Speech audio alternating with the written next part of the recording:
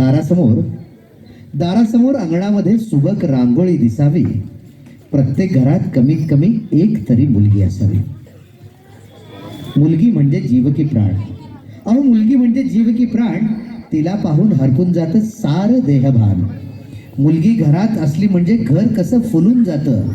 तिचं असणं जणू घरासाठी चंदनाचाच लेप होतं. का बरं तिचंच नाव 24 तास ओठी येतं. त्याग, प्रेम, माया, काळजी शब्द फक्त तिच्यासाठी. बाबा, बाबा, आज सुकल्यासारखं दिसतंय बाबा. बाबा, काही दुखतंय का? बाबा, तुमचे पाय चेपू का? असा प्रश्न फक्त मुलगीच विचारते. आई बाबांचं मन वाचण्याची भाषा कुठून तरी शिकली ती. सारं दुःख मात्र कुशीत घेऊन इतरांसाठी जगते ती.